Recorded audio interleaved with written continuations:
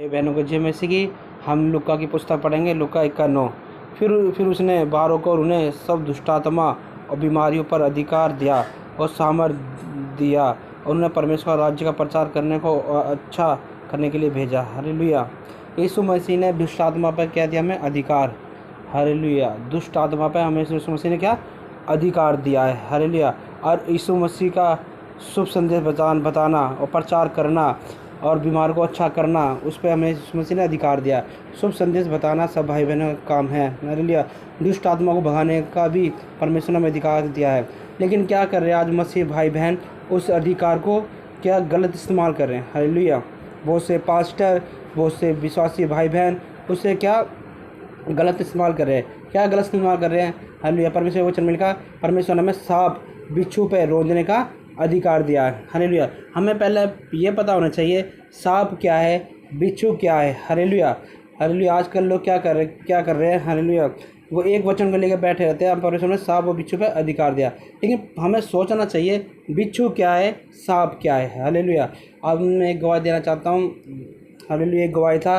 Hallelujah. एक भाई विश्वासी था, उसने क्या करा? जिंदा सांप अपने गले में टांग लिया और हालेलुया गले में टांगा तो उसने उसको काट लिया और वो तुरंत मर गया। हालेलुया।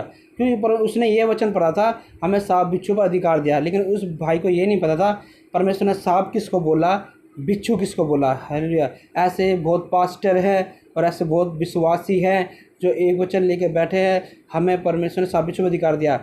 ये वचन सत्य है, हमें सांप बिच्छू परमेश्वर ने अधिकार दिया, ये सच्चा वचन है। परमेश्वर ने सांप बिच्छू पर अधिकार दिया, लेकिन हमें ये पता होना चाहिए सांप क्या है और बिच्छू क्या है। हालेलुया। परमेश्वर ने सांप किसको बोला? दुष्ट आत्मा को। बिच्छू किसको बोला? दुष्ट आत्मा को। हालेलुया। आज ये वचन लेके लोग अपनी जान को खतरे में डाल रहे हैं। कोई हाथ में बिच्छू पकड़ लेता है, कोई हाथ में सांप को पकड़ लेता है। जैसे मैंने आपको गवाही बताई थी, एक भाई था, उसने जिंदा सांप अपने गले में टांग लिया और जैसे उसने गले में टांगा और उसे काट लिया और काटते ही वो मर गया। हालेलुया। क्योंकि ऐसा काम हमें नहीं करना चाहिए जिसके कारण परमेश्वर हमारी परीक्षा करे। परमेश्वर ने सांप बोला है दुष्ट आत्मा को, बिच्छू बोला है दुष्ट आत्मा को, उस पर परमेश्वर ने हमें अधिकार दिया। ये वचन हमें पता होना चाहिए। हालेलुया। लेकिन आज लोग क्या कर रहे हैं? यूट्यूब पे वीडियो देखते हैं, इधर उधर की वीडियो देखते हैं, लेकिन वचन पालन नहीं कर रहे, वचन ध्यान नहीं कर रहे, जिस कारण लोग नरक के द्वार को खोल रहे हैं और नरक में वो लोग जा रहे हैं, क्योंकि उनको वचन का ज्ञान नहीं है। कि वचन में लिखा है, मेरी प्रजा बिना ज्ञान के नष्ट हो रही है। हालेलुया। ऐसे ही एक दास का गवाही देना चाहता हूँ। एक दास था। हालेलुया। एक दास ने क्या करा? मट्टी खोदी और उसमें लेट गया और अपने विश्वासियों को क्या बोला?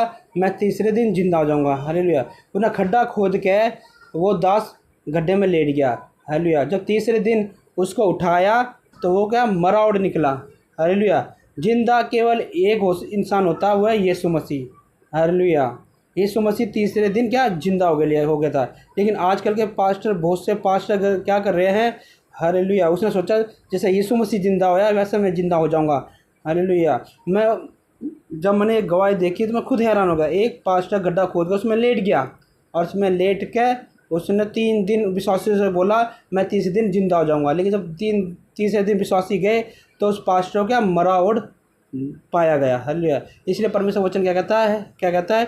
परमेश्वरी परीक्षा हमें कभी नहीं करनी चाहिए। हम परमेश्वर नहीं है, हम यीशु मसीह नहीं है, हमें क्या नमूना है, क्या नमूना है? परमेश्वर हमें इस्तेमाल करे, लेकिन हम परमेश्वर की कभी परीक्षा ना करें।